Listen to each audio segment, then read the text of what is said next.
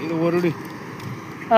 मी जालना आणि संभाजीनगरच्या रस्त्यावर आहे आणि इथे 4 जण मला भेटलेले आहेत आणि माझ्या मनामध्ये एक असा विचार आला यांच्याशी एक 5 ते 10 मिनटं बोलावे.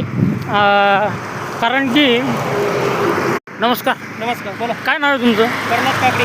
काकडे साहेब, काय करतात? शेती शेती बकऱ्या होतो. अजून बस राहायला कुठं असतात? वरुडी. हां, वरुडी कुठं येते वरडी? वरुडी. मग आता शेती किती आहे तुमची? 2 चक्कर. काय घेतलं शेतीमध्ये? हां, शेतीमध्ये काय घेतलं? मक्का लावलेली. मका लावलेला. कसं काय पाऊस पाणी कसं? पाऊस एवढा बरा दिसतो जरा. आणि हे काय मग ते आर्थिक धोरण काय काय याचं? ह्याचं? शेती मका त्याच्यामध्ये तर चालतं का सगळं? धकतं का? चालतो. किती उत्पन्न होतं वार्षिक? 3 लाख भरपायचा अंदाज. हां, 1 लाख भरायचा अंदाज. लाखभराच्या याच्यामध्ये होतं. हां. सगळं संसार वगैरे सगळं चालतो. हां, मामा तुमचं काय नाव? उद्धव शिंदे. उद्धव शिंदे. तुमची पण शेती आहे का? हा, किती एकर आहे? 1.5 एकर.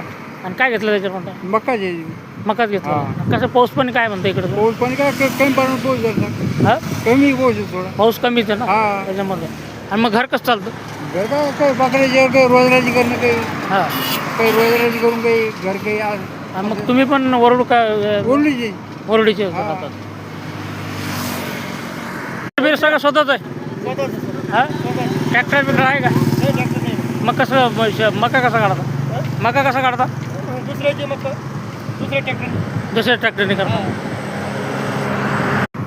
शहरातलं जीवन, शहरातल्या समस्या आणि शहरातला जीवनाचा संघर्ष हा अतिशय वेगळा आहे.